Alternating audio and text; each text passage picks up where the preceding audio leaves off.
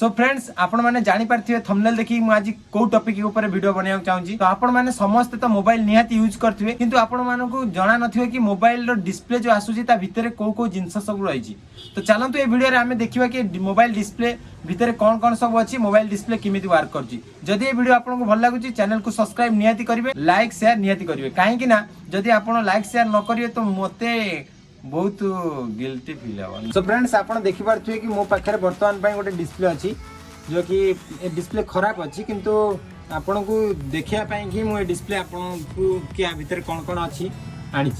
तो प्रथमे आमे जो डिस्प्ले पकोचन देखंतु ये हला टेम्पर ग्लास आरी ऊपर पडुची। सो मु टेम्पर ग्लास खोली दोची आपन सामने रे। टेम्पर्ड ग्लास जो कि आमे डिस्प्ले ऊपर पकांदी, ठीक अछि। तो ये हला टेम्पर्ड ग्लास हमको आमे अलग रखिया।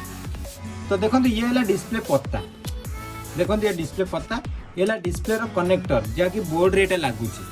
तो डिस्प्ले कनेक्टर रे कौन कौन सब रही देखो ये बहुत सारा आईसी वगैरह आउ कैपेसिटर रही। तापर आपण देखि परिबे कि एठी गोटे लाइट अछि। तापर आपण देखंतु गोटे एठी गोटे लाइट सिस्टम जोटा आपनकर जळुची। तो आर पाई ही जळुची। आपण जोटा भाबुथिबे कि आ भीतर लाइट कोआडे आसीला केमति जळुची, तो एठी ही लागि से लाइट देखंतु। हम आकु सोल्डिंग मारी कि छडे देबा चाहिबे। देखो फ्रेंड्स देखंतु छाड़ी गला एई जो लाइट टा हला हमर डिस्प्ले लाइट।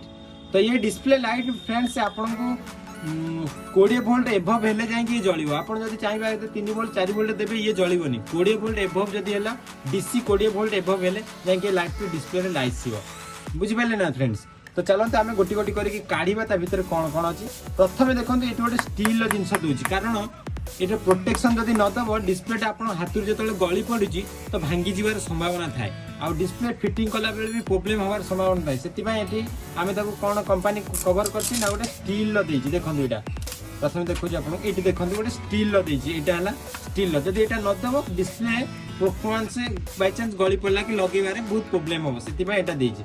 तादर किछि नै, एटा गोटे स्टील जिंसटा अछि। देखंतु मोडुछि किछि होनी किंतु साउंड सब तो आपण जानि पारथले।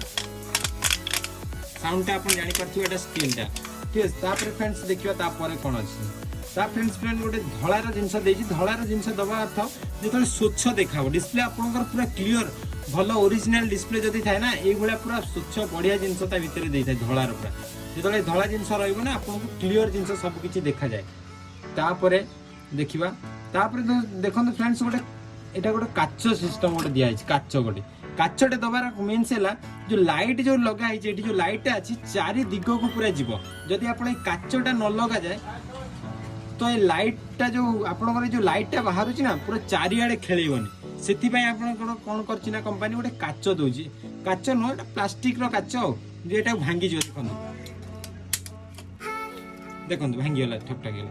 तो काच टाइप रो माने प्लास्टिक रो गोटे काच टाइप रो जिंस दोची, कारण लाइट जदि मैं काढ़ी दिए ना लाइटा चारिआडे जीवनी तो खाली तले ही रहिबो। तापर भी गोटे धड़ा पर्दा दोची एटा को। तापर देखंतु ये गोटे पर्दा दोची, एटा नेगेटिव पाई ही दोची। एटा जदि आपण खोल देबे डिस्प्ले नेगेटिव हे जो। तापर देखंतु तापर कोन दोची देखो। तापर दोस्तों देखो एटा हला तार मेन जिंस। देखो ये हला मेन, ये हला तार डिस्प्ले। एटा देखंतु पूरा पानी टाइप रो देखंतु पानी। देखंतु किंतु पानी जळ भले देखा जे आपण देखि पारथि। देखो जे हम देखंतु एटा पानी टाइप रो अछि पूरा एथरे लागि दे। एटा ही आपन को समस्त प्रतिबिंब सब जांग देखा होछि आर द्वारा। आर द्वारा जेतेबेले रिफ्लेक्शन होछि किछि जिंस एठी ही सब देखा होछि। आपण एटा जदी भांगी जाय आपनकर डिस्प्ले ब्लैक हे जाय, डिस्प्ले पळाय, तो ए जिंस ही आदेर थाए।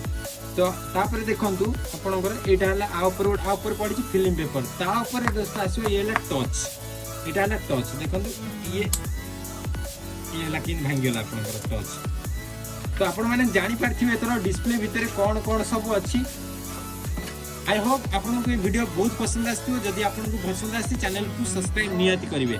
जय हिंद जय भारत। मिलता हूं दोस्तों अगली वीडियो में, तब तक के लिए खुदा हाफिज।